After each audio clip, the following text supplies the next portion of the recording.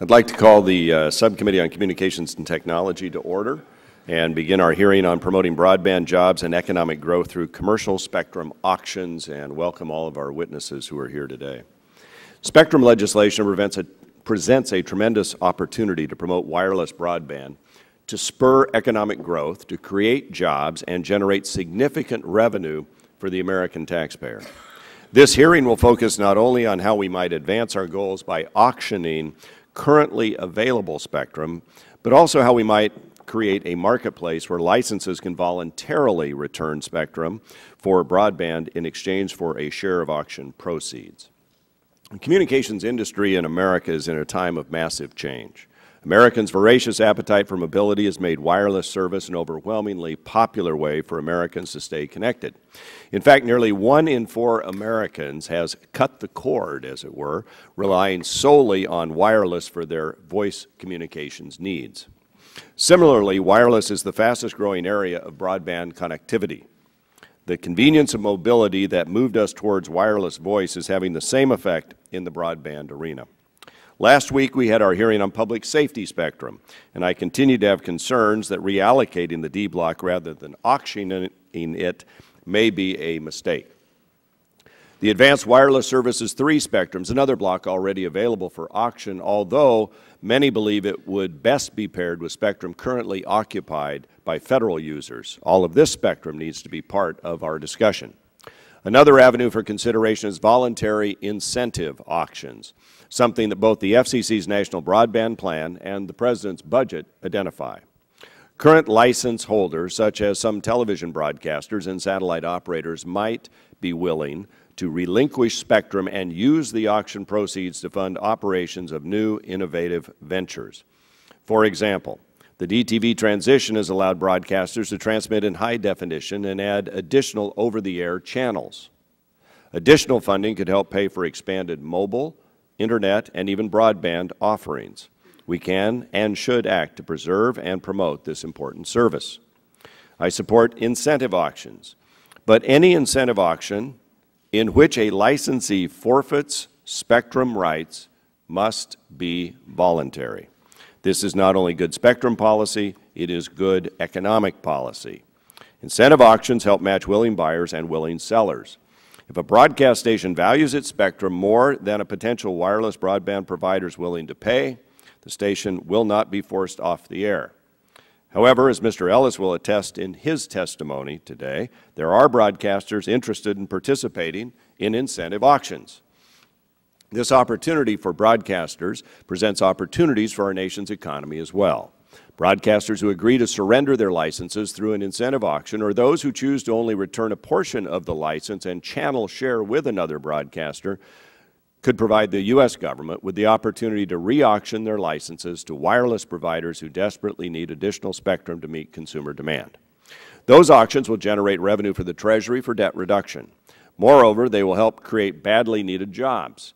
Build out of wireless networks in an infrastructure project that requires the labor of Americans across a broad cross-section of geography, education, and skill levels. And of course, increased wireless broadband will boost productivity and create new and innovative lines of business. The wireless industry's track record for innovation is second to none. But wireless is not the sole venue for innovation. As we move forward with additional changes to the broadcast television service, we should work with broadcasters to identify regulations that are hindering additional innovation within their service. Over-the-air broadcasting remains a vital and important part of the communications infrastructure of America. Fostering its innovation is in everyone's interest. I remain confident that a properly crafted incentive auction can benefit broadcasters whether they participate or not, as well as wireless providers, the U.S. Treasury, and the American economy. So today's hearing is designed to help explore how the auctions can be structured to ensure a positive outcome for everyone involved. I thank the witnesses for their participation today. I look forward to your testimony and your responses to the questions that our subcommittee has. And with that, I would yield back my time. Well, I'll yield, let's see, we only have 36 seconds left. I'll yield back the time, and we'll go to Ms. Eshoo for an opening statement. Thank you, Mr. Chairman, and good afternoon, everyone, and thank you to all the witnesses that are here today. I'm looking forward to your testimony and to the Q&A. Today's hearing continues our in-depth examination on spectrum reform. As we evaluate ways to promote broadband, jobs, and economic growth, we should be guided by, I think, a simple principle. Use spectrum to its maximum efficiency and be fiscally responsible in the plan that we commit to. 30 years ago, most Americans relied on over-the-air broadcasting as their only means for news, information, and entertainment. Then cable and satellite established an alternative vehicle for delivering television into the home, giving consumers access to hundreds of channels. The world is changing once again, and today broadband is enabling a new set of programming options like Hulu, Amazon Instant Video, and Netflix that can be watched at home or on the go. Voluntary incentive auctions are one such way to address the growing demand for wireless while providing a financial incentive for broadcasters wishing to give back spectrum. Legislation developed in this subcommittee, I think, should incorporate feedback from impacted stakeholders and provide the FCC with sufficient flexibility to carry out an auction and handle the repacking process. We should also consider the significant benefits of dedicating spectrum for unlicensed use. Unlicensed spectrum has unlocked tremendous innovation, and in the coming years will drive the growth of smart grid, access to patient records in hospitals, and much, much more. By one estimate, unlicensed applications could generate between $16 to $37 billion per year in economic value for the U.S. economy over the course of the next 15 years. The TV white spaces and 5 megahertz band are two areas which I hope today's witnesses will address. Our panel provides a broad range of views, and I look forward to hearing their thoughts on how best to structure a voluntary incentive auction while providing fair compensation to broadcasters who choose to relinquish their spectrum or must relocate as part of the repacking process. And with that, I will yield the balance of my time to Representative Matsui. Thank you very much, Ranking Member Eshoo, for yielding to me. And I'd also like to thank our witnesses for being with us today. Thank you very much. We all know there's a looming spectrum crisis, and we must get additional spectrum into the marketplace. The FCC should have the flexibility to structure and conduct incentive auctions that would truly maximize the economic and social values of the spectrum. I also believe that comprehensive spectrum policy moving forward should offer our innovators and entrepreneurs an opportunity to be creative and have a forum to develop advanced technologies and applications. To help spur greater innovation, I'm working on spectrum legislation that incentivizes R&D efforts and promotes unlicensed spectrum use, not only for emerging wireless technologies and applications, but also as a way to support and further advance American leadership in existing unlicensed technologies. It is important that we continue to promote policies that lead to greater innovation in the ever-evolving telecommunications and technology sectors. And with that, I yield back the balance of my time. The gentlelady yields back the balance of the time. And now I would recognize the gentleman from Nebraska, the Vice Chair of the subcommittee, Mr. Terry. Thank you, Mr. Chairman. It is our responsibility to ensure that the process by which we allocate the lifeblood of wireless information delivery, spectrum, promotes the needs of broadband carriers while simultaneously recognizing the value of this spectrum to the existing license holders, not only for existing critical uses, but for the future innovations. This process must be fair, economically sound, and provide certainty and predictability to existing holders of spectrum licenses. By doing so, economic growth will lead to job creation, innovation can flourish, and critical broadcast resources will remain secure and available. This hearing is a great opportunity for us to learn more about how to best structure this process. Any spectrum auction must account for several important factors. First, we must ensure that we are not coercing existing license holder into giving up spectrum they wish to continue to utilize. If and when existing holders do choose to participate in either an auction or reallocation, not only must we compensate them fairly and be consistent with the spectrum's value to the existing holder, any repacking of spectrum should be done in such a way that the consumer's access to critical information resources is not adversely affected by interference or signal degradation. With these goals in mind, I look forward to working with my colleagues in crafting solutions. Our witnesses today here bring much expertise from across stakeholder community, and I look forward to listening and learning from them here today. Yield back. Mr. Stearns, do you have some comments? Thank you, Mr. Chairman. I'll just take a little over a minute. Last October, the FCC estimated that a spectrum deficit approaching 300 megahertz is likely by the year 2014, not very far away. And simply the benefit of releasing additional spectrum is likely to provide $100 billion to the Treasury. Not a very small figure, in fact. So I think we should, Mr. Chairman, act quickly to draft legislation that provides the FCC with authority to conduct commercial auctions so that by 2014 we'll not face this crisis of shortage. We know that the convergence of the smartphones and tablets, TVs and broadband is continuing onward, and we see that day to day. They continue to guzzle up the broadband, and so the demand for these devices is increasing. We need to get more spectrum, and I'd like to emphasize that the incentive auctions is the way to go, so it's truly voluntary. And when broadcasters are repacked, they should be able to maintain the same service areas that they originally held and be compensated for switching channels. So I look forward to our testimony, and I think everybody on the panelists should provide some recommendation of what type of flexibility the FCC should have. Should Congress specify to the FCC on how to do the auction, or should the FCC be unfettered? I think that's a key question we have today, and I thank you, Mr. Chairman, for the opportunity to have my opening statement. Mr. Latta or Mr. Guthrie, do you have any comments opening? Ms. Well, thank you very much, Mr. Chairman. I appreciate it. And just real briefly, I thank you very much for having these hearings today.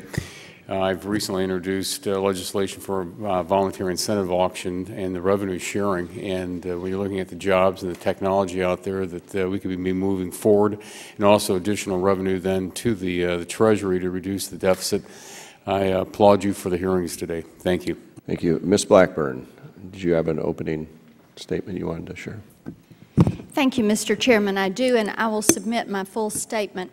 For the record, I just want to say I think that when it comes to spectrum and that we have to make some bold, tough decisions, I think also one thing that we should all be focusing on a bit is the FCC has demonstrated that what they call a spectrum deficit approaching 300 megahertz is likely by 2014.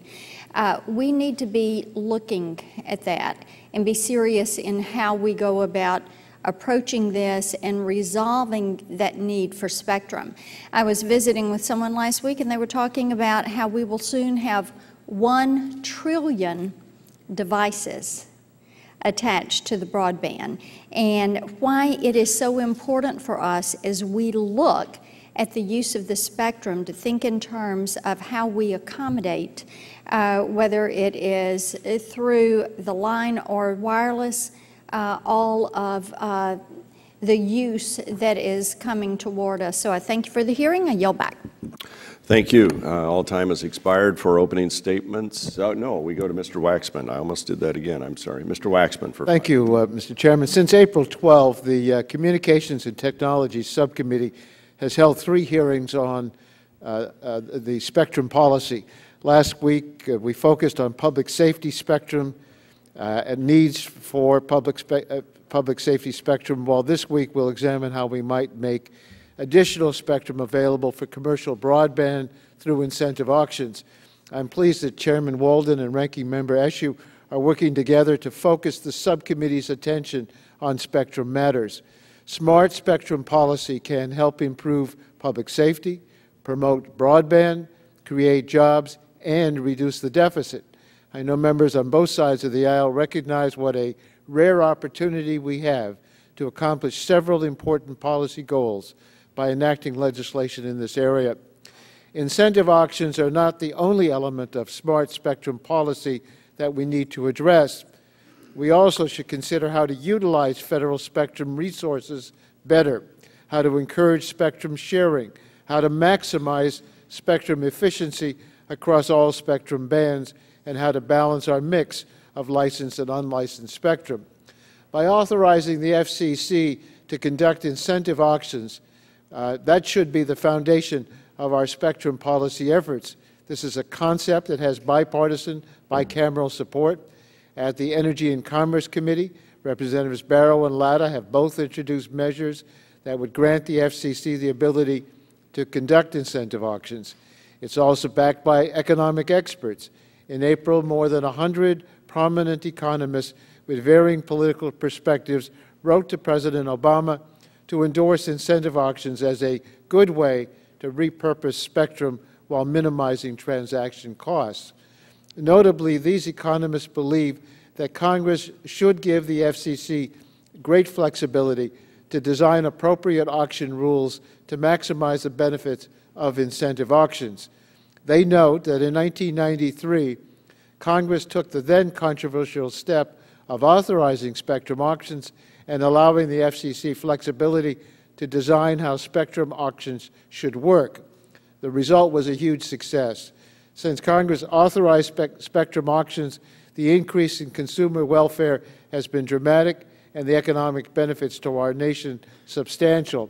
The system implemented by the FCC has been replicated around the world. As we move forward towards authorizing incentive auctions, and I hope we will do so soon, we need to be wary about limiting the FCC's flexibility to design an efficient auction. We should take full advantage of the FCC's world-class expertise on auction design and give the agency the ability to work with auction experts to set up the best possible incentive auction. We should not micromanage the agency in this area. I recognize some are concerned about whether we can ensure that incentive auctions are truly voluntary. I remain confident that we can find a way to avoid unfairly disadvantaging broadcasters in this process, and I appreciate the broadcasters' stated willingness to work with us to figure this out. Broadcasters provide vital services that should not be interrupted or degraded. Our job should not be to focus on the specific legislative language that would provide our job should be to focus on the specific legislative language that would provide assurances to broadcasters that they are not being forced to sell spectrum in the voluntary auction. We have an excellent panel today. I look forward to hearing testimony from them. And thank you, Mr. Chairman, for recognizing me for this opening statement. Thank you, Mr. Waxman. We look forward to working with you and others on both sides of the aisle on this issue. Now, I think all members have had a chance for opening statements, so we will now go to start with Mr. Todd Schurz, who is the Chief Executive Officer, President, and Director of Schurz Communications Incorporated. We look forward to your testimony, and thank you for coming today. You may want to push that microphone button. And just for everybody on the panel, these microphones, for those of you in broadcast, you actually have to work very closely. Okay? If they're a foot away, we don't hear as well, and the little button should light, I think. And then the little boxes in front of you should light up and tell you as your time's running out, you'll get a yellow and then a red, and then, well, I can't tell you what happens after that. It's not pleasant. Thank you very much. Good afternoon, Chairman Walton, Ranking Member Eshoo, and members of the subcommittee. My name is Todd Schurz. I'm the President and CEO of Schurz Communications, based in Mishawaka, Indiana. I'm testifying today on behalf of the National Association of Broadcasters. Schurz Communications began broadcasting in 1922, which makes me a fourth-generation broadcaster. Today, we have 10 television stations, and my company has a presence in 14 states, including Michigan, California, Florida, Georgia, and Pennsylvania. The beauty of television broadcasting is its one-to-many architecture. For high-demand programming, like the Super Bowl, there is no limit to how many viewers can tune in. The same programming delivered on a broadband system would overload the network. The transition to digital television has thrown open the doors of opportunity and innovation. Whereas in analog, I can only provide a single stream of programming, today with digital, I can provide that same programming in high definition and at the same time offer additional multicast channels and mobile DTV. Hundreds of broadcasters are taking advantage of new multicast opportunities, providing viewers with niche foreign language programming, religious programming, emergency local weather information, and even high school sports. The Bounce TV network, recently launched by majority owners Martin Luther King III and Andrew Young, is the country's first broadcast network aimed at African American audiences. It's set to debut this fall on many multicast channels. Going digital has also delivered on the promise of mobile television. With mobile DTV, viewers can tune into live local news, emergency information, weather, sporting events, or entertainment programs from the convenience of their car, at the beach, wherever they may be. Today, over 70 stations are offering mobile DTV service, and hundreds more are moving forward with the nationwide rollout of mobile DTV. Since the digital television transition, our company has added local news in high definition, multilingual newscasts, and expanded weather programming in our Tornado Alley stations. All of this is available for free. And the future offers additional possibilities, such as datacasting and 3D TV. Broadcasters want to make sure that viewers continue to be the beneficiaries of broadcast innovation. And innovation is necessary for us to stay competitive with an ever-growing number of new competitors. Now remember, it was just 2 years ago that television broadcasters completed the digital television transition. As part of the DTV transition, television broadcasters returned 108 megahertz of spectrum, nearly 30% of our spectrum. This freed up spectrum for both public safety and new commercial wireless services. But as part of that give back, the FCC repacked broadcasters onto fewer channels, which is complex and disruptive for our viewers. Now, just a couple of years later, the FCC has returned to broadcasters, asking us to do it again and asking for another 40% of our spectrum. We are committed to being a part of the broadband solution, but there is only so much that the laws of physics will allow us to do without crippling our ability to serve our local communities now and in the future. Broadcasters have never objected to truly voluntary incentive auctions, but we do feel strongly that protections need to be built into the spectrum legislation to ensure the future competitiveness and viability of local television broadcasting. Here are 4 important safeguards. 1, no broadcaster should be forced to relocate to an inferior spectrum band. 2, any repacking by the FCC should protect viewers by maintaining the current reach of a broadcaster's signal. 3, no station should be subjected to increased interference. And 4, broadcasters should be held harmless from the cost of repacking. Importantly, in the drive to advance broadband and relieve network congestion, we cannot and should not focus only on the spectrum supply. There also needs to be a comprehensive examination of how we can capture more efficiencies from wireless carriers and the consumer electronics industry, including cell splitting and Wi-Fi technology, improved receivers, and migrating to voice over Internet protocol. We all know that the pace of technology is unrelenting, and tomorrow's innovations will help solve many of the anticipated wireless capacity issues. In conclusion, we appreciate the committee's thoughtful and deliberate approach to the spectrum issue. Remember, once we reallocate the spectrum, once broadcasters who want to continue to provide service are repacked in a harmful way, there's no going back. We get only one shot at this.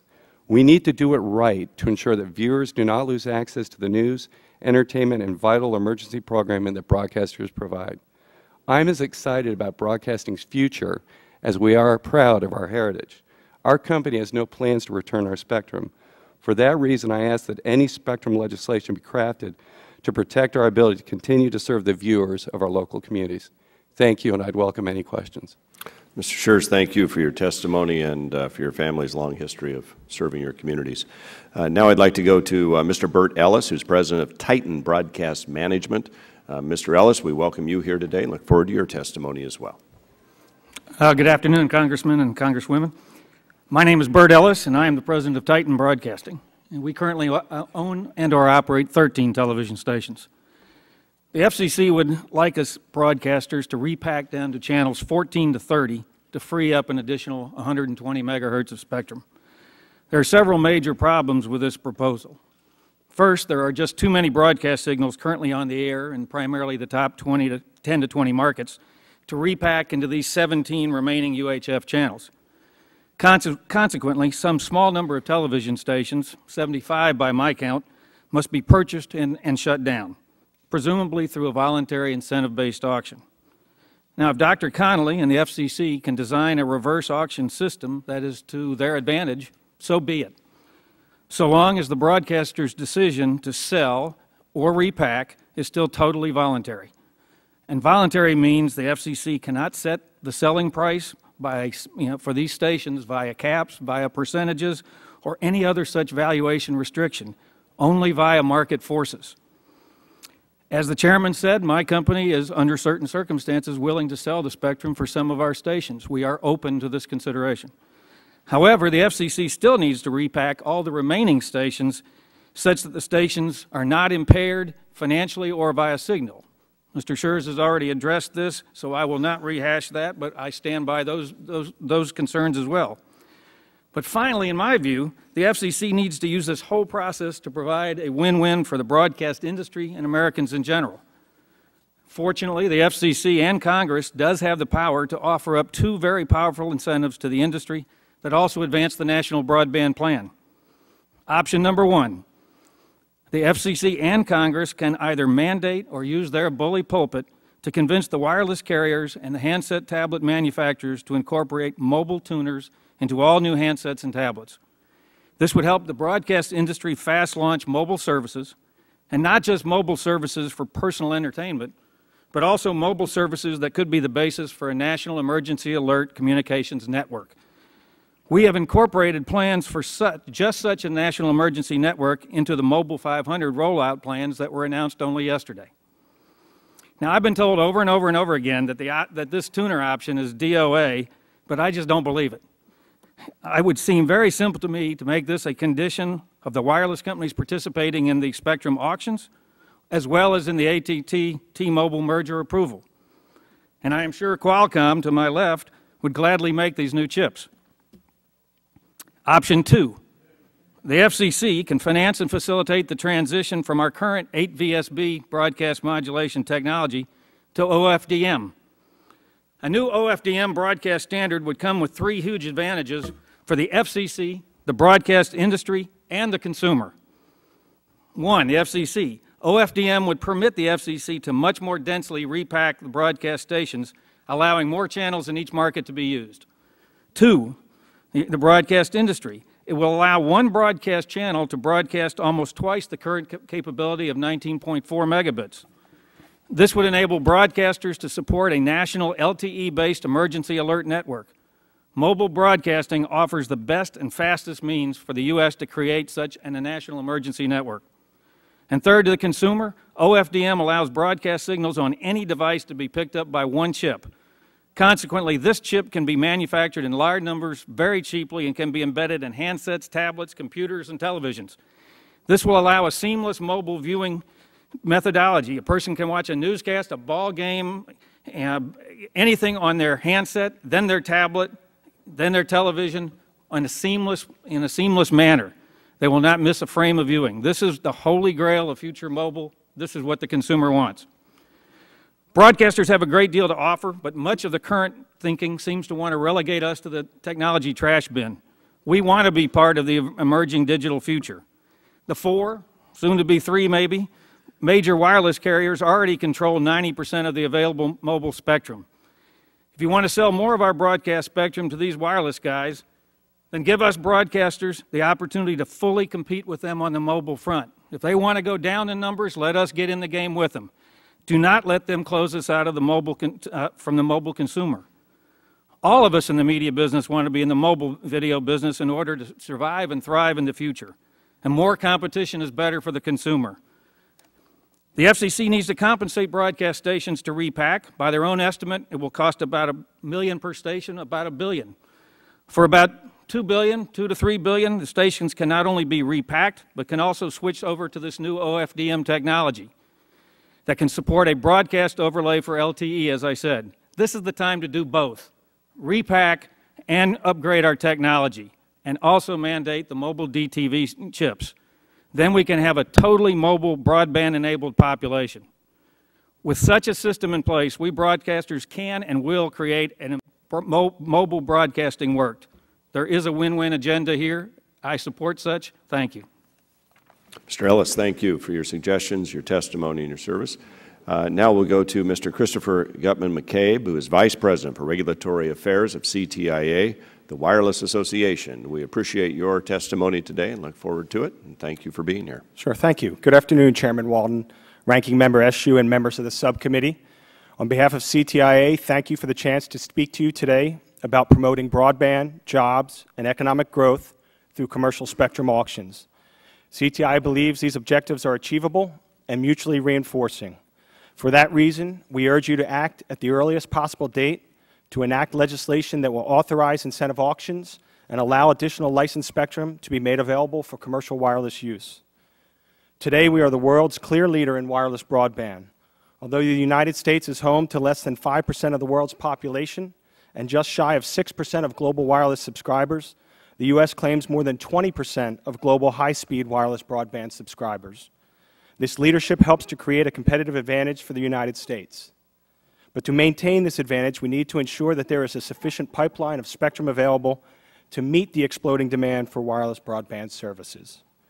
We urge you to address this with dispatch, as delay puts at risk not only our world leadership in this critical industry, but also lost or delayed investment, innovation, and productivity that are critical to our nation's economy.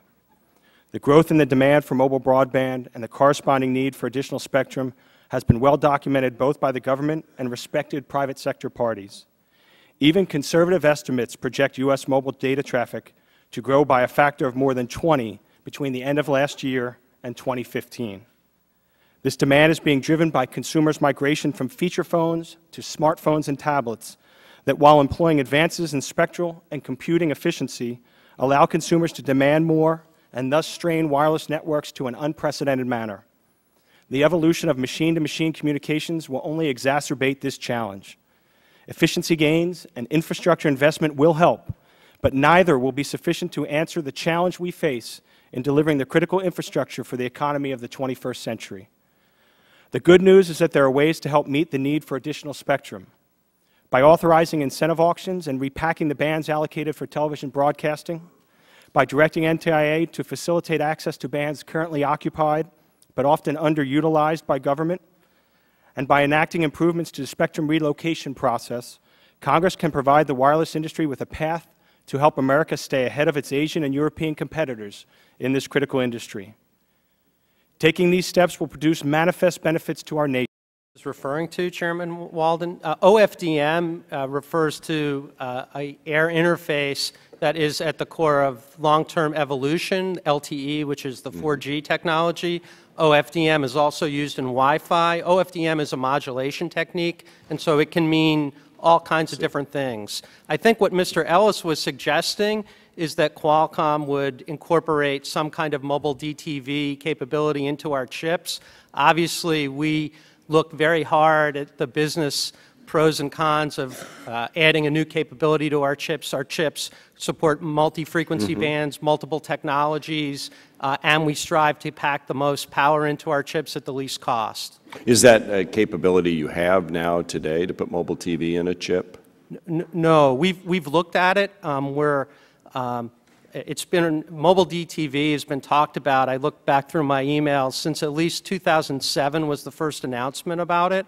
And we've looked at it extensively. We haven't seen a business case for it in our end. Whenever we consider putting a new technology into our chips, Chairman Walden, it's a very iterative process. We go back and forth with the device manufacturers, with the carriers, and with application providers. We just don't make that decision in a vacuum, and it's not mature. We just don't see demand. All right, Mr. Ellis, do you want to comment briefly on that? In essence, if the carriers are not going to pay Qualcomm to put this thing in their chip, he's not going to make it. Well, Mr. Brenner? That's a little too simple, quite frankly. So it's true, someone is going to have to give us a return on our investment when we put a new capability into our chips, but there's a web of relationships. There are folks who make devices. There are folks who come up with applications. We are also in a highly competitive market. If I don't put a capability at Qualcomm, I shouldn't say when Qualcomm decides to pass on a capability, we consider very carefully the competition. Qualcomm is the leading chipset manufacturer, but it's hyper competitive. So it's a little too simple to just say the carriers won't pay us. We have to see a business case to make a rate of return. I want to go to Dr. Connolly now on a different issue. I'm trying to get a rough range of what this spectrum is worth. You say in your testimony the similar spectrum was sold for between 3 cents and $3.86 per megahertz pop, as I understand it. That's correct? Yes. Yeah.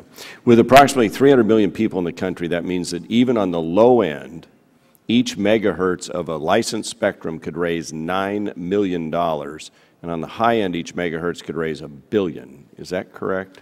Yes. Okay. All right. My time has expired. I would turn to the gentlelady, my ranking member, Ms. Eshoo, for 5 minutes. Thank you, Mr. Chairman, and I want to thank each one of the witnesses. I think you did a terrific job coming from where each of you is coming from, but it was really valuable testimony. To Mr. Feld, I loved your button and buttonhole analogy. I think we will remember that one for a long time. In your view, how much spectrum is needed to make the white spaces commercially viable for applications like smart grid and RFID tagging? Well, the most important thing is to ensure that there is white spaces available, particularly in the largest urban markets, because that is what is going to drive economies of scale. Is the ability for people to put this into their laptops and their Wi-Fi routers. In terms of an amount, the National Broadband Plan said we would like to have 20 megahertz of contiguous, pure, unlicensed spectrum. That would be real nice. But the beauty of unlicensed is it's a technology. You don't need that.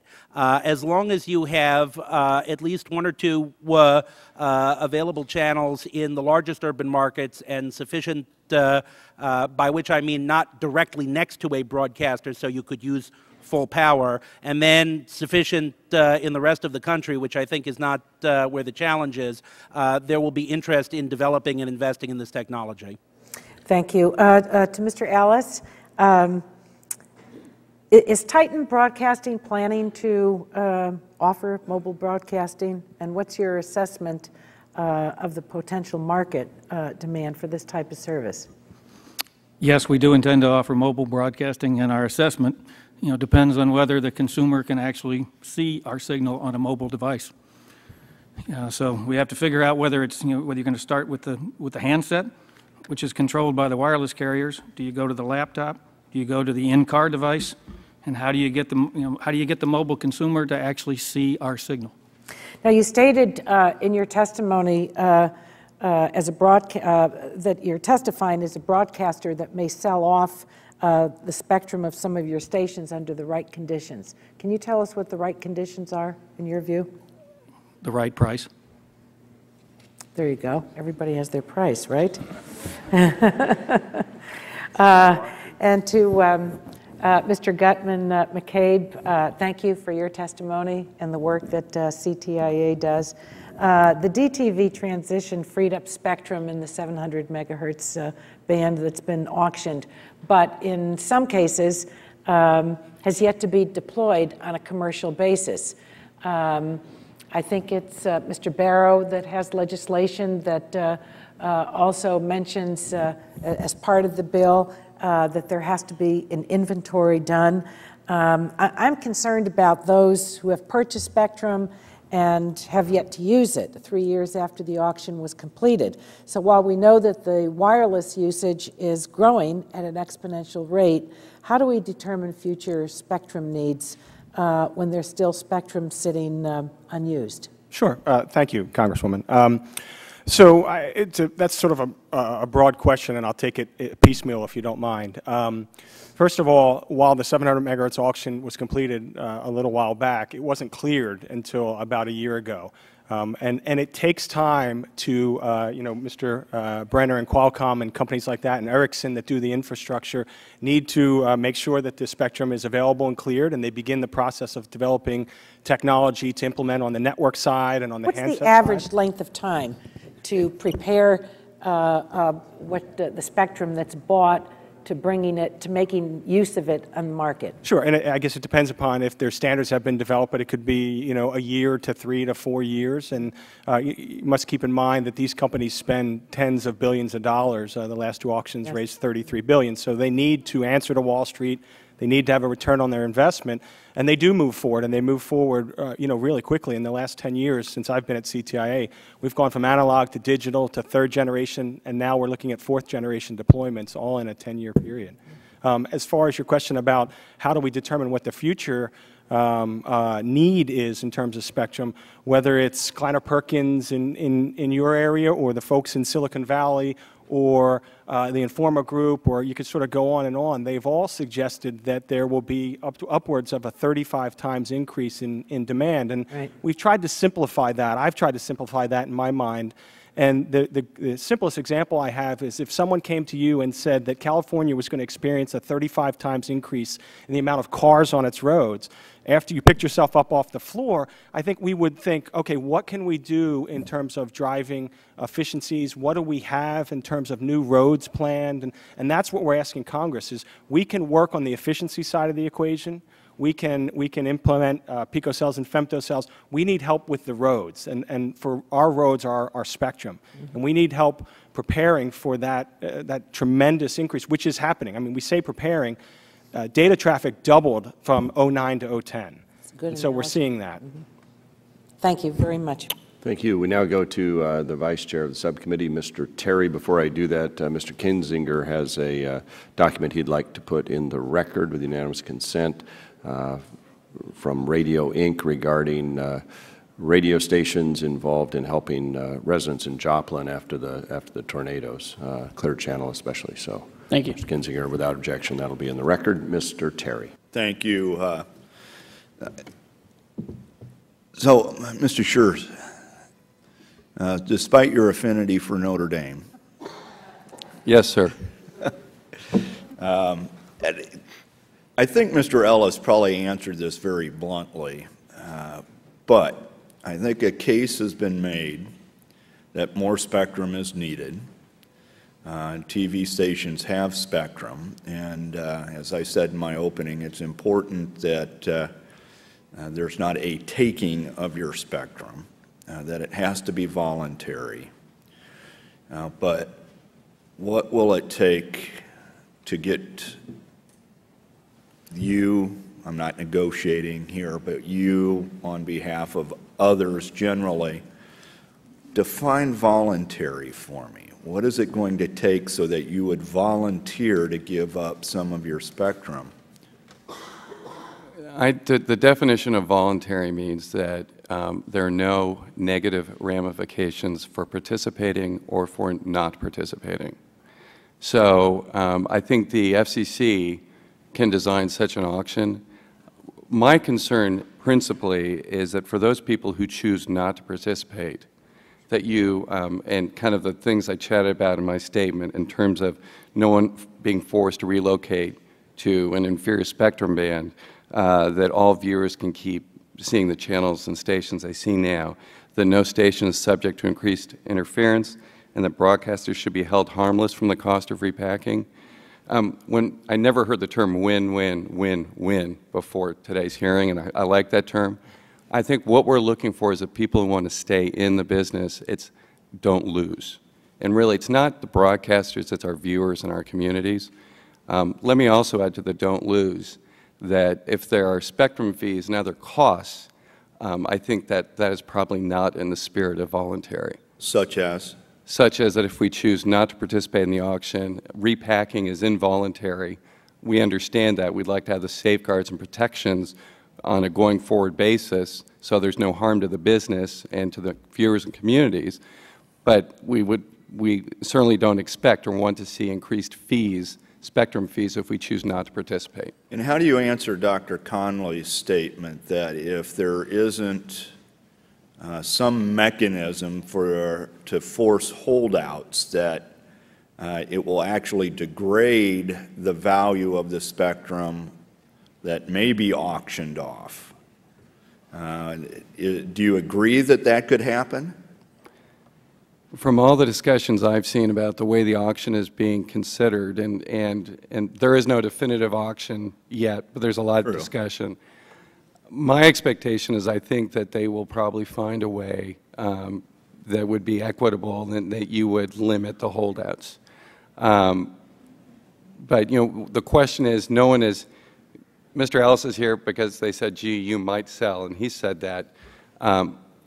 You know, if people ask how much spectrum, who's selling, no one knows the answer to that question. Dr. Conley, why don't we work through this a little bit more? How do you see that we can provide enough incentives, the win-win-win or not lose win-win, and not have a situation where we have to engage in a taking?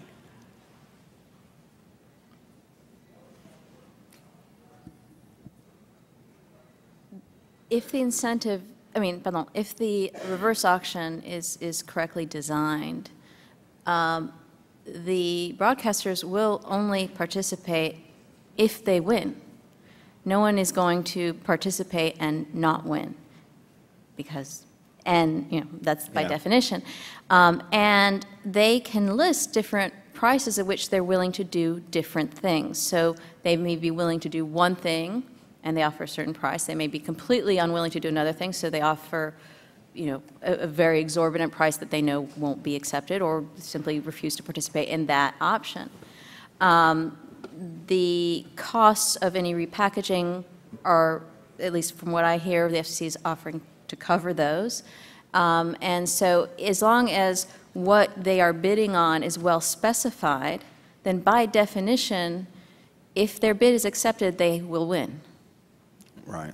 But we talk about, and you look at any development, and you always see that one little old house on the corner because that person wouldn't sell out.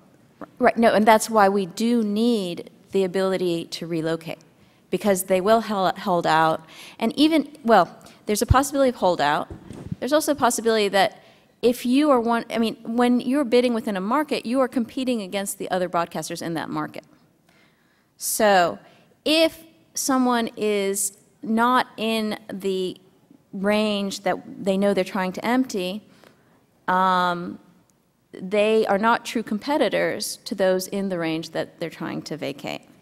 So by making relocation possible, you might have someone, say, in channel 21 who's willing to give up their location, their spectrum, go off the air or share or go somewhere else.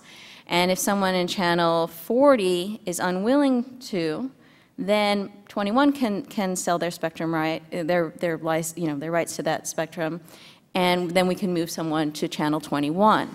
So it means that more broadcasters within a given market will be competing for these bids to vacate spectrum. And by having that forced relocation, then the other people outside that key band become competitors. So so not only is it an issue of holdout, but just general competition. The more competition there is, the more the bids are going to become true valuations for the broadcasters themselves. So it's not just for the one holdout. It's a general statement of overall competition in the bids. Thank you. Mr. Dingell, Chairman Emeritus of the Committee, we turn to you now for 5 minutes.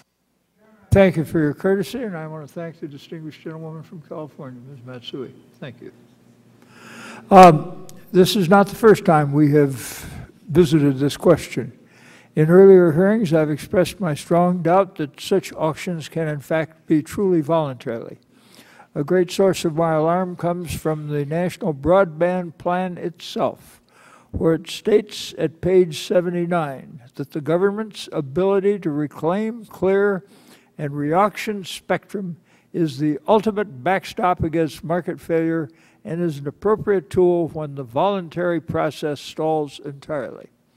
I would note that we are looking at this against a lot of actions by the Commission and the Office of Management and Budget, which have taken place without us having a real understanding of what spectrum is going where and being used by who and sat upon by who else. So this seems to imply that the Commission's action could be forcefully taking the spectrum away from broadcasters if too few or none at all participate in the voluntary spectrum auctions. Now, to all witnesses, starting with Mr. Schurz, yes or no? Would you support such action by the Commission? Yes or no? Which, excuse me, which action? Taking the spectrum forcefully from broadcasters. No. Mr. Ellis? No. Next We support voluntary auctions. Ma'am? Yes or no? Auctions, yes. And you, sir? I always talk about voluntary incentive auctions. And sir? Voluntary auctions. Only. All right. Now, to all witnesses again, do you agree that broadcasters who are willing to participate in an incentive auction should be permitted to do so in exchange for a fair share of such auctions' proceeds and set the reserve price of the spectrum it wishes to auction? Yes or no? Mr. Sherman? Yes. Yes. Mr. Ellis? Yes. Ma'am? Yes or no? Who defines fair proceeds? Well, I'm not quite sure I can, but... That's the question. So I would say no, because I don't think anyone can define that other than by the bid value. Thank you. Next witness.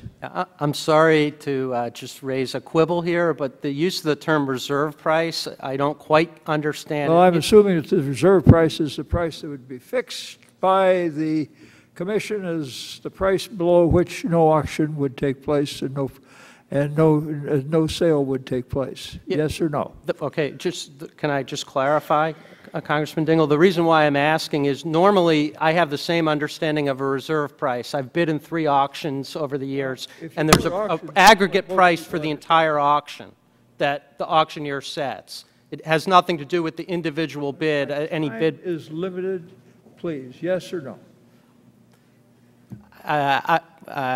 Or we'll put you down as in doubt. I'm not sure. Next witness. Depends on what result you want. All right.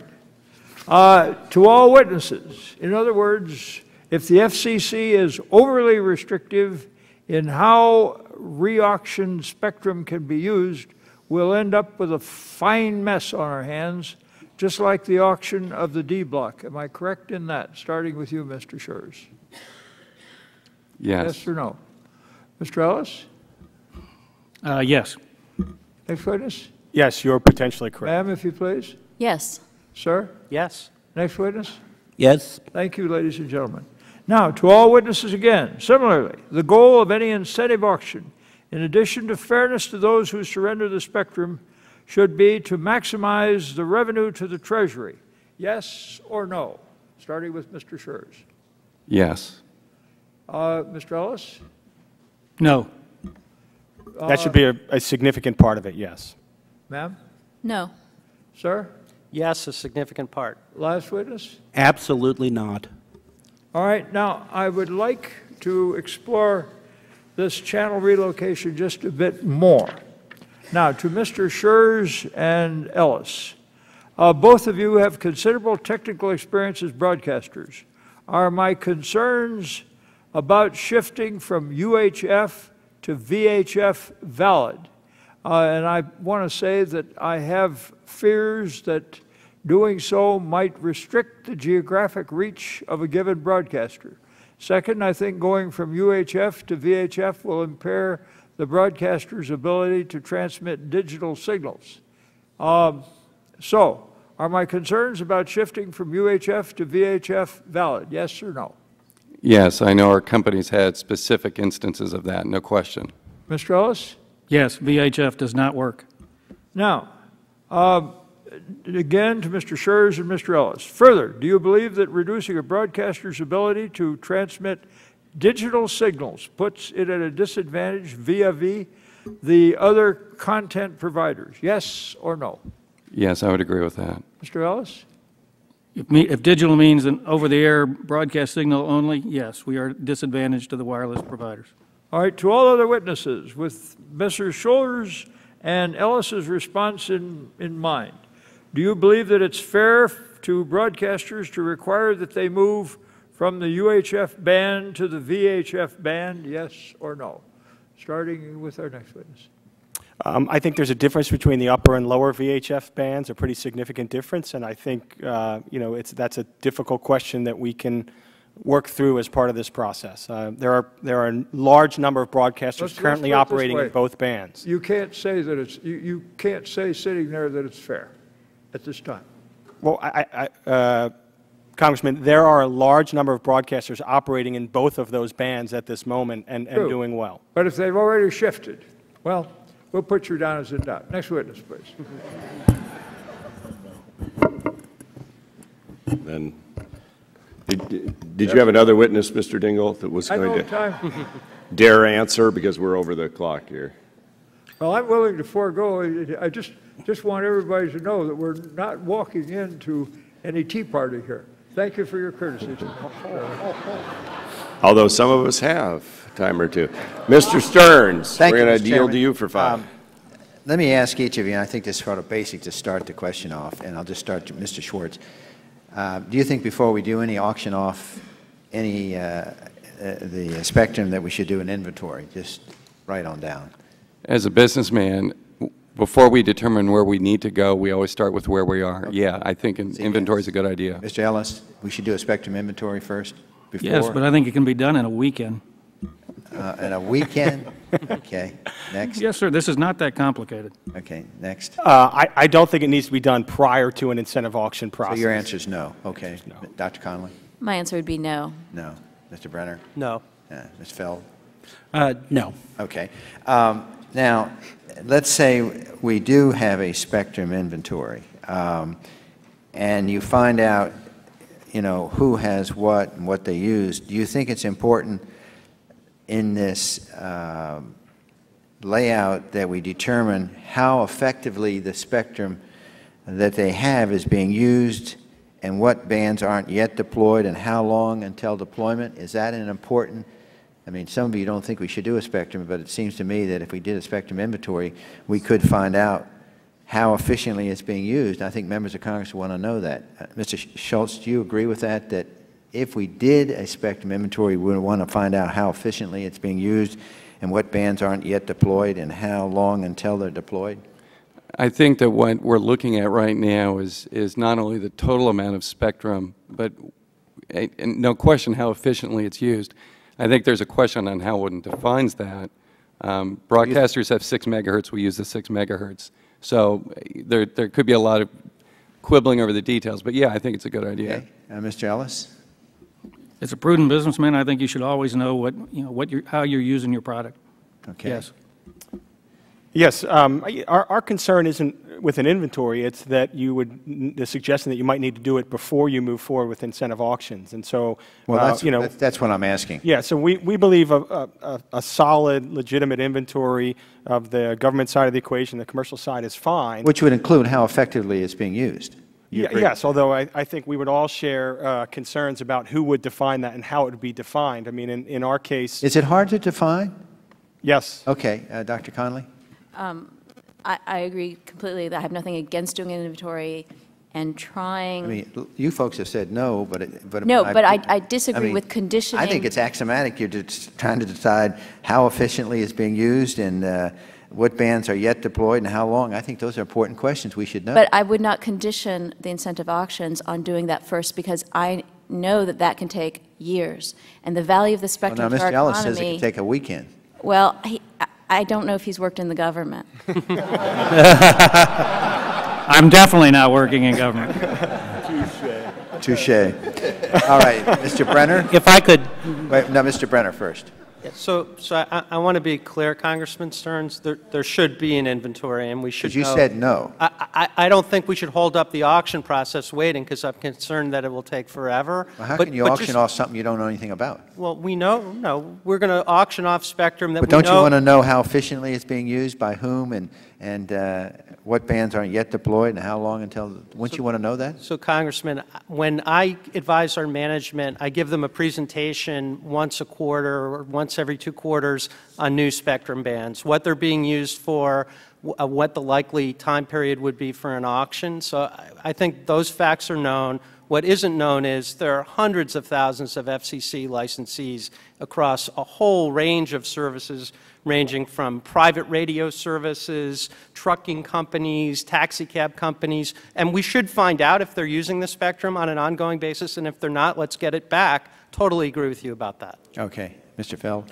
Yeah, just to clarify, because of the properties of the broadcast bands, it's pretty easy to say getting more of this stuff out there for use for a number of different uses is a good thing. I don't need an inventory to tell me I'd love some of that stuff. The inventory, however, is extremely useful both on saying where else is there useful spectrum, and where are the other services that are in the band, which aren't just the unlicensed, it's also wireless microphones, low-powered television, translators, a whole bunch of things. Where are those going to land if we start to repack the band? So don't need it to tell me I want more spectrum out there, but I do need it for spectrum planning. Thank you, Mr. Chairman. Thank you, Mr. Stearns. Now we'll go to the gentlelady from California, Ms. Matsui, for 5. Thank you, Mr. Chairman.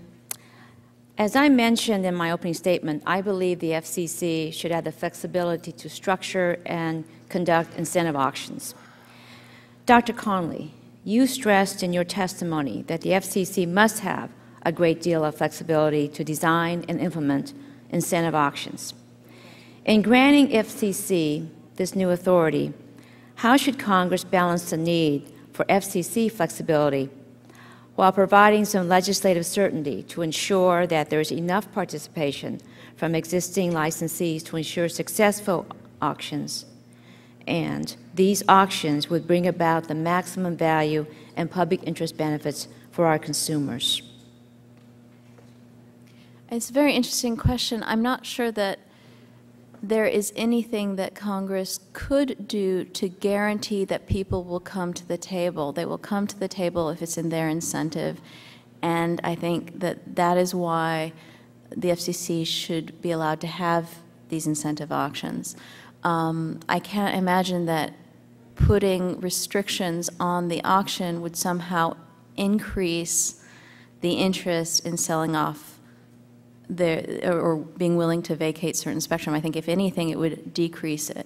So I cannot imagine what Congress could put in there that would somehow increase the desire of the broadcasters to sell these rights. So you're essentially saying that the marketplace will take care of this, and that therefore, even though we have oversight, that you believe we should be a light touch, some principles, and that's it? Yes, but moreover, I think that if the goal is to make sure that the auction is as efficient as possible, any touches are going to make it less efficient. But could you balance out, though, the value as far as dollar value plus the public interest? I think what would maximize the dollar value is also what maximizes the public interest in this case. Now, there are trade-offs. For example, when it is decided what are the bids that win on both sides, the revenue is based on the different demand curves, how much supply and how much demand. They're not going to choose a price that clears everything 100%. Right. Right? So that is a decision which will affect how much megahertz is repurposed, and it will also affect how much revenue is given to the government. So that will be a call to the extent that they have a target of 120 megahertz, I think that gives a certain amount of a restriction there in terms of how far they are likely to go. But I have had enough experience with auctions to see that, you know, anytime additional conditions are put on there, there are very strong consequences, and I'd say D-Block is a very good example of that. Okay, thank you. President Obama set out a plan to create a wireless innovation fund of $3 billion funded through spectrum proceeds, which would go towards research and development of emerging wireless technologies and applications. This question is from Mr. Gutmann McCabe and Mr. Brenner. We all know that R&D is essential to keeping America competitive. In the context of spectrum, what does this mean for your industry and its ability to develop the next wireless technologies and applications? Sure. Thank you, Congresswoman. CTI has a large number of members who invest billions, if not tens of billions of dollars each year, and Mr. Brenner will talk a little bit about his company who is a member.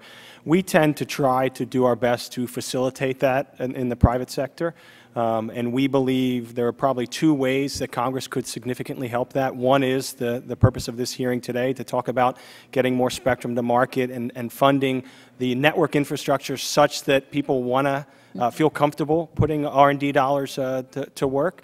The second is, and it's something that's been proposed by you and Ranking Member Eshoo and Congressman Stearns, and that's taking the R&D tax credit and making it permanent, providing the ability for companies like Qualcomm and others to say, hey, we've got a future that we understand that makes sense, and we're not revisiting this every couple years. And for us, that sort of making that tax credit permanent will provide a heck of an incentive for our industry. The last thing I would add, which we've just discovered recently at CTI, is we talk a lot about R&D within the United States, and I think we focus on U.S. companies, which is key and important, companies like Qualcomm.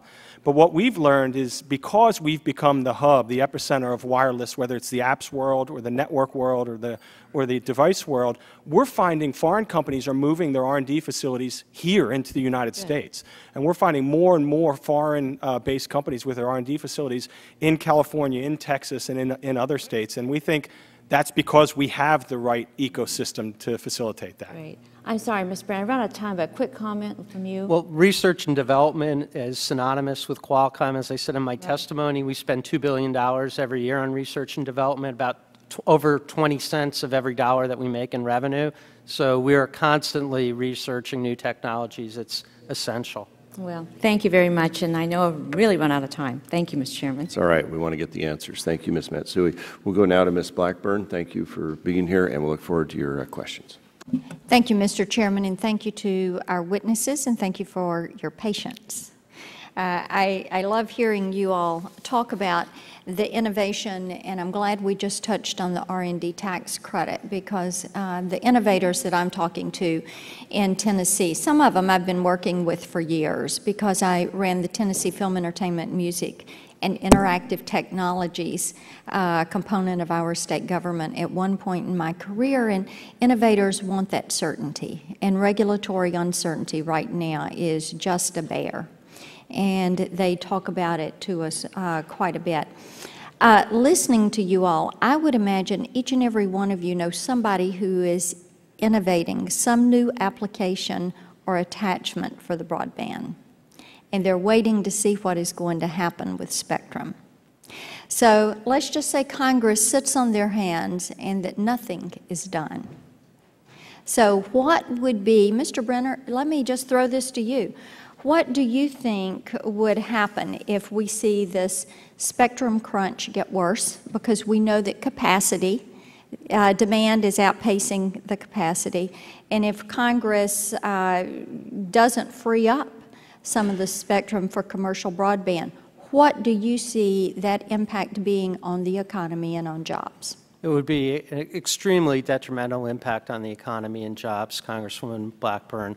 I don't think that the world is going to end tomorrow or the next day, but I think the FCC and the broadband plan did a very good job of laying out short-term, medium-term, and long-term steps, and I think that they've pretty much proven in their white paper that by 2014 we are going to have a serious problem. What could happen? We could have basically the effect of brownouts. Your devices won't work all the time. Your devices won't work wherever you go. That's obviously a problem today. The carriers are spending a fortune, billions of dollars every year we almost take for granted to provide better service and better coverage. We're spending, as I say, billions of dollars inventing more technologies. That whole ecosystem will slow down and will ultimately stop. And then also from an international point of view, I was in Canada yesterday. We're actually ahead of the Canadians, which we weren't 2 years ago. We're ahead of the Europeans with our mobile systems and the Asians, and we won't be if we don't have enough licensed spectrum coming online.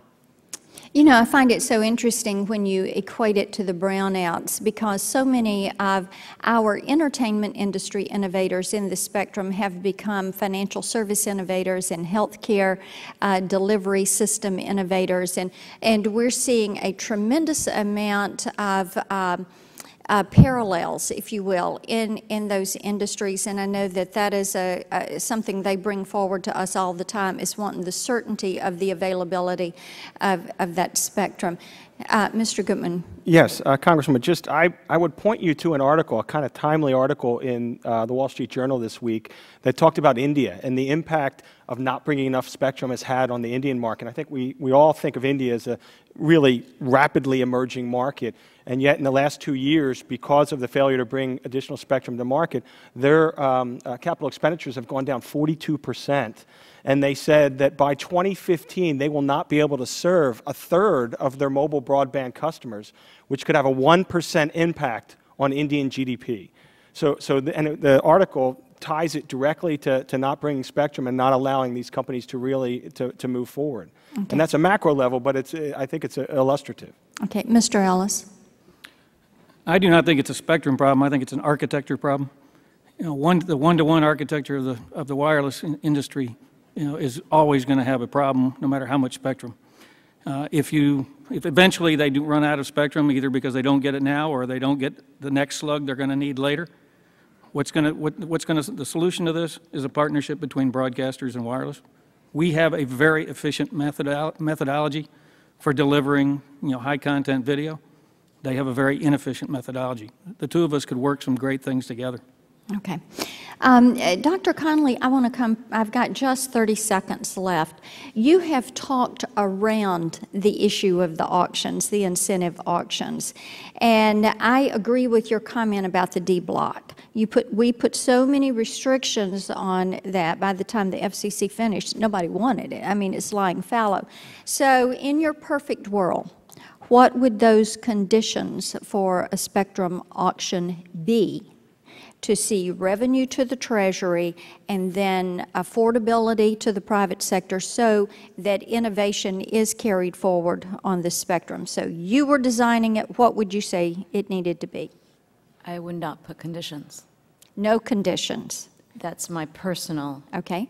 And I appreciate that, because that's what we need to hear, because that's what we want to do. I think we all agree that in a 21st century economy, making certain that the creative economy has the space in which to work and expand, and knowing that what you all are sitting here talking about and representing today touches every economic sector in this country. When you look at my district in Tennessee, the efficiencies that have been derived for small business manufacturing primarily have come through looking at the advances that have taken place around spectrum. The auto industry, the entertainment industry, the healthcare industry, the financial services industry, the defense technologies, the list goes on and on and on. So I appreciate that, and I'm over my time, and I yield back. Thank the gentlelady. Now go to the gentleman from Illinois, Mr. Rush, for 5 minutes. Well, thank you, Mr. Chairman. And I have only a few minutes to ask questions, so I'm going to ask questions of all the panelists. And if you could respond by a yes or a no, and then I have a second question I would like to ask you also. The FCC's record on auctions as it relates to minority, women, and small business success has left much to be desired. In fact, that record led former FCC Commissioner Edelstein to conclude that auction results have been appalling in terms of gains that minority, women, and rural carrier-owned businesses have made as wireless licensees. During the AWS 3 auctions, for example, large incumbents with deep pockets walked away with almost 70% of the licenses. Can the FCC design incentive auctions in a way using benefit credits or other mechanisms to increase these appalling numbers and indemnify broadcasters who relocate? A simple yes or no, beginning with Mr. Schurz.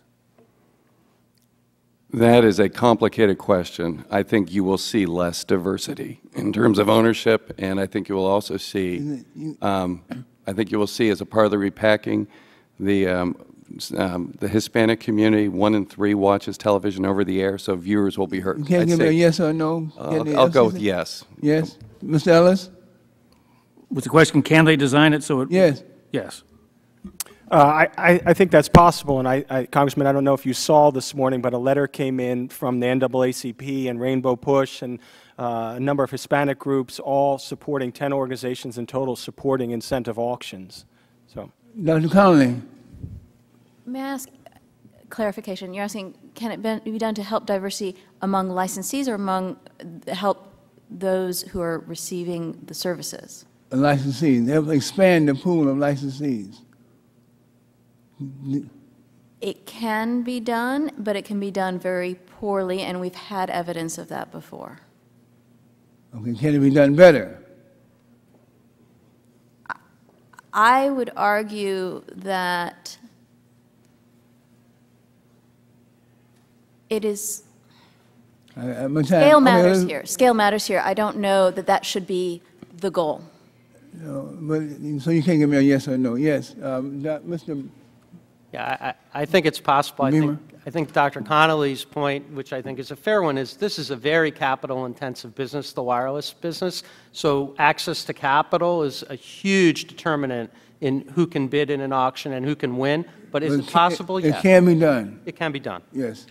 One of the great advantages of the white spaces is that it allows women and minority-owned businesses to get access to spectrum, which is why so many civil rights organizations supported us in the white spaces. But that said, I absolutely agree the FCC can and should do a better job in making sure that women and minority-owned businesses have greater opportunity to win licenses at auction. Okay. Well, let me ask you this other question here. Can the FCC, in a different matter, design incentive auctions in a way to increase minority, women, rural ownership, and induce enough broadcasters to relocate and also generate sufficient funds to pay for a national public safety network? Yes or no? I think the answer to that is yes. I mean, you're talking about auction design. Yes. I think it's possible, and I think the question about funding a public safety network is going to be one that's hashed out with you and others in this committee, and I think that's a difficult question that's going to take a lot of thought.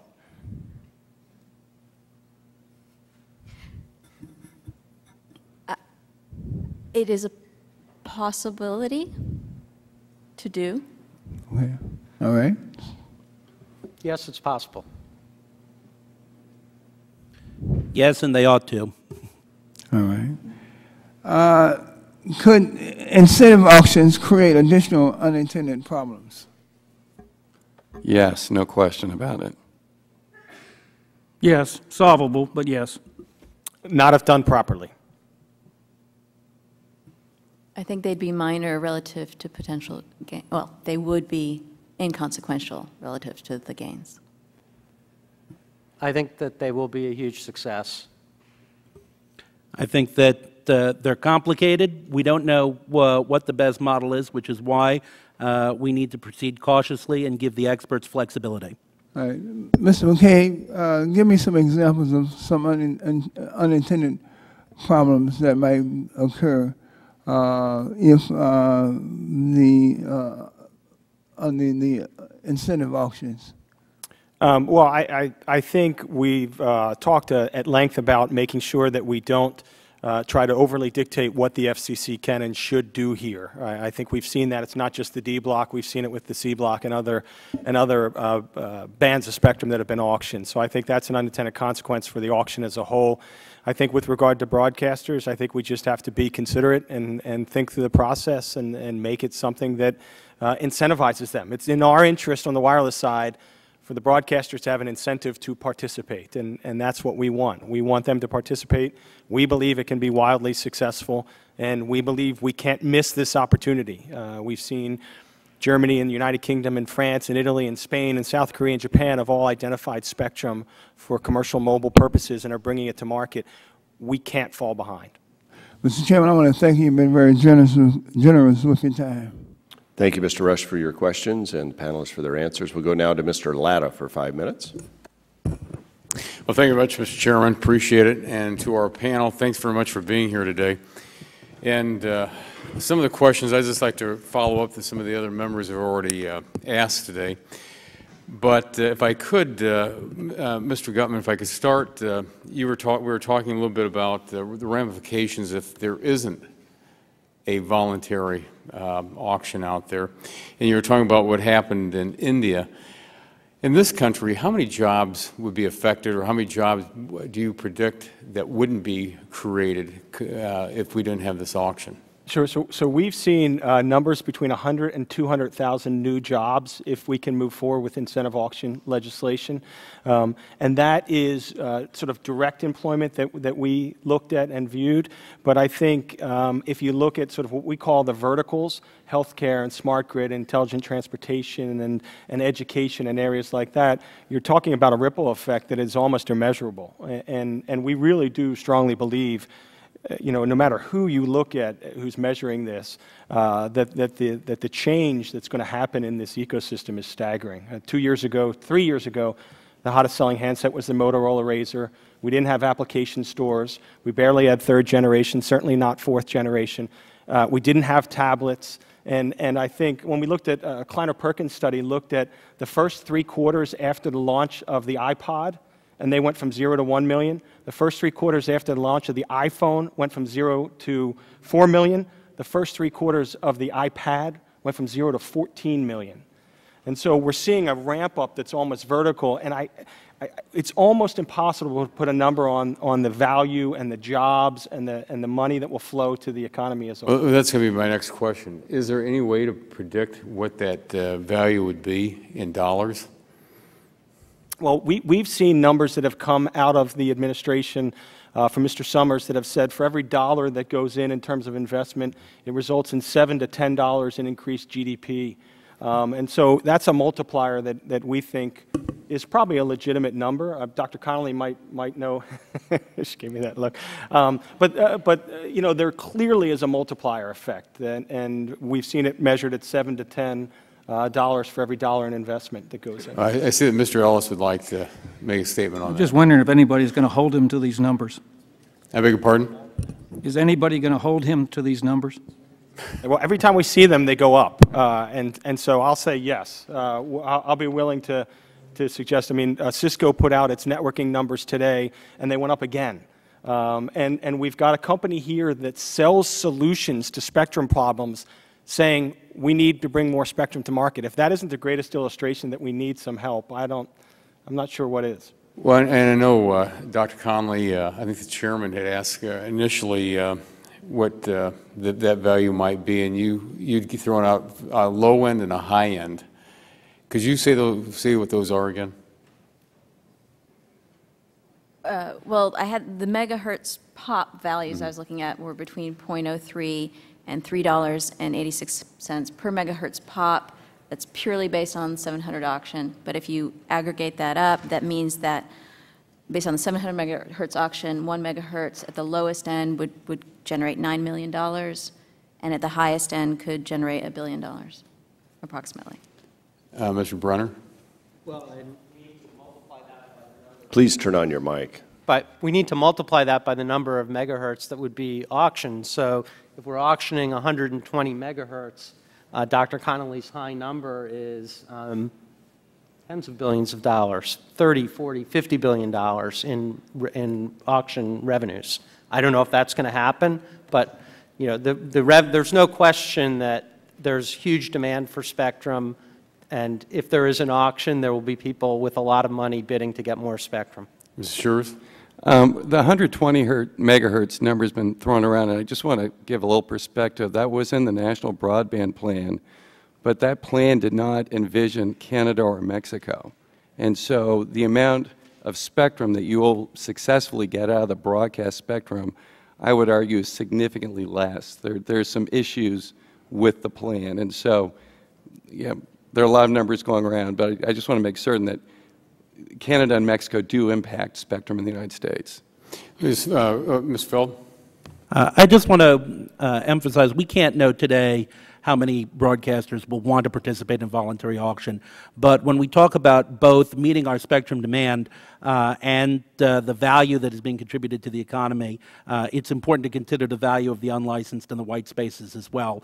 There are a lot of uses that individually don't take up a lot of bandwidth, are a poor fit with licensed, and when we're thinking about how we're going to meet the spectrum demand and the spectrum crunch, particularly when we're talking about machine-to-machine, smart grid, other uses where it's really not necessarily a good fit with the licensed service, the ability to offload all that traffic to the unlicensed and save the licensed space for the higher bandwidth uses that people are looking at is critical to meeting our spectrum needs. Thank you. Mr. Chairman, I see my time has expired and I yield back. I thank the gentleman from Ohio. I would now recognize the gentleman from Illinois, Mr. Kinzinger. Thank you, Mr. Chairman. It's good to be last, always, because then you guys know you get to go home maybe, unless somebody else shows up. I don't have a whole lot to ask because most of it's already been asked, but to me, in a way, as I'm kind of, really getting to figure this out, it seems like not having the voluntary auctions would kind of be a lose-lose. It really kind of reduces flexibility for everybody, really on all sides of this debate. Let's say we don't move on anything like a voluntary auction. We just keep status quo. Now, I know this has been asked in different ways, but just very briefly, I'll give all six of you a chance just to say, what do you see as the scenario? So, typical Congress, let's say we don't do anything, and we find ourselves where we are now. What's kind of the long-term, I know there was discussion of brownouts, and things like, where do we see this? And we can start over here at my left. I think there's no question that demand is growing. I will say that we are in smaller markets, and the capacity crunch really does not exist in our markets. So in the smaller and rural markets, it is not a pressing issue. I think what you'll see is great innovation by broadcasters. You're seeing it today. It's 2 years since the digital transition. You'll see more. About half my stations are in small markets, same answer as Todd. And half of our stations are in major markets, Los Angeles, San Francisco, Boston, New York, Philly corridor. I think if there's no auction, and if we're allowed to do so, we will approach the wireless companies to create partnerships where they can offload some of their high bandwidth content, their their broadcasted type content. So you're seeing potential for partnerships out of that? Yes, indeed. Okay. I think there will be partnerships. There are partnerships, but I don't think we should take away from this the notion that the broadcast architecture is a perfect architecture. It is great if you want to watch the Super Bowl when the broadcasters want to deliver the Super Bowl, which I do, and that's one of the times I do. But all of you and all of our customers want their content when they want it. And so whether it's large or small, I disagree strongly with the notion that, some of our most active members on the spectrum issue are our smaller carriers who want wider channels, who want to be able to deliver in rural areas what the large carriers want to deliver in urban areas. They want broad, wide channels to deliver the video content, to deliver the, the PowerPoints and things like that. Thank you. So I strongly urge with all due speed that Congress consider incentive auctions. I don't see a... Well, and it seems like it would be creating kind of a market, as I see it, it creates a market mechanism for broadcasters or anybody really to make a decision which best suits them at that moment is, just kind of in general how it seems. Dr. Connolly. I agree. The incentive auction is, I think, the most expedient way that I see in front of us to achieve something that almost everyone believes has huge value. So not doing it, then you're delaying any gains that your economy could have. And as a broadcaster, I would worry that other mechanisms might be used to get that spectrum that would not be as advantageous to them, right. Which is something the broadcasters, I think, is why that the incentive auction is good for them, because they can win from it. Okay. So to round out my prior answer where I referred to brownouts, I mean, what's going to happen if Congress doesn't pass the legislation is the folks who do have spectrum are going to continue to face this exploding demand, and they're going to have to ration capacity. They're going to have to assign the bandwidth in some way, and there are only two ways to do it. That is raise prices, and so it just goes to the customers who are willing to pay more, and that's a bad thing for the economy, or there will be this diminution in service. And I don't think there's a third alternative. Okay, just quickly. Good. There's a fine line between taking a problem seriously and panicking. And I don't think we need to panic here. I do not believe we're going to have significant brownouts if we don't pass legislation. And I believe that we've seen a lot of innovation. We've seen a lot of cleverness that's gone on as people have confronted technical challenges. That's one of the things that actually makes this country innovative and great, is that when we hit things like what looks like a wall on spectrum capacity, we find ways around that. Yeah, we're pretty good at that, aren't we? Cool. We're good at being innovative. That's what's amazing. And I also, just to wrap up, I serve a fairly rural district, and one of the things I'm obviously concerned about is continuing to deploy broadband to those folks that are underserved, just simply by fact that they don't live around a lot of other people. And so, with that, I yield back. Thank the gentleman for his questions. I thank the panelists for their answers, and your testimony has been very helpful to our committee to hear from all of you. I have asked unanimous consent to submit 3 letters to the record: a letter from 112 leading economists, including Dr. Connolly, to President Obama supporting incentive auctions, a letter from 10 groups representing minority interests supporting incentive auctions, and a letter from 33 IT equipment innovators supporting incentive auctions. Without objection, they'll be entered into our record. Again, I thank all of our witnesses today and in the past panels. We intend to tackle this issue head-on and in a bipartisan and thoughtful way. And I appreciate your input and that of others in the audience and others watching. We intend to get this right, not only for our country to grow jobs and innovation, but also for public safety to make sure they have an interoperable network taxpayers can afford and that they can always rely upon. So thank you all for your participation. We stand adjourned.